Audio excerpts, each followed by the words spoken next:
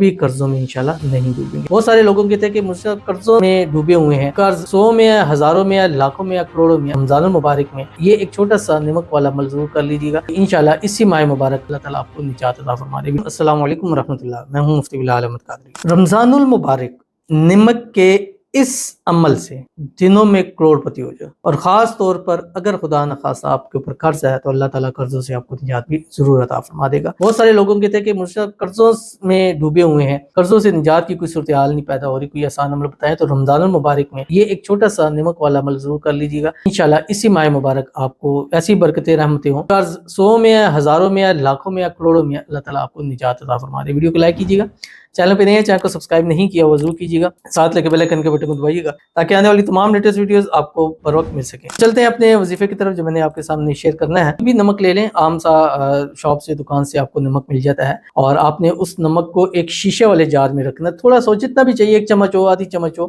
بس شیشے والی بند جار ہو اور مکمل اس کا سیل پیک ہو جائے۔ تو آپ نے کیا کرنا ہے، رمضان المبارک کے اندر پہلی 11 راتوں میں سے کسی ایک رات کو یا ہر 11 رات کو، جس وقت سحری کا ٹائم ہو یا رات بستر پہ آپ جا کے لیٹیں، تو وہ نمک والی شیشی لیں، اس کو کھولیں، کھول کے آپ نے قرآن پاک کی سورت ہے، سورت علم نشرح، بسم اللہ الرحمن الرحیم، علم نشرح لک صدرک ووضعنا عنک وزرک الذی انقض ظہرک ورفعنا لک ذکرک فإن مع العسر يسرا إن مع العسر يسرا فإذا فرغت فانصب وإلى ربك فارغب۔ پڑھیں، اس کے اوپر دم کریں، رکھ دیں، کم از کم 11 نائٹ رمضان میں کر کے اپنے گھر میں، تجوری میں، کہیں بھی آپ اس کو رکھ سکتے ہیں، استعمال نہ کریں جب تک یہ نمک آپ کے پاس رہے گا۔ کم از کم 79 مرتبہ پڑھنی ہے، جب تک یہ نمک آپ کے پاس رہے گا آپ کبھی قرضوں میں انشاءاللہ نہیں ڈوبیں گے۔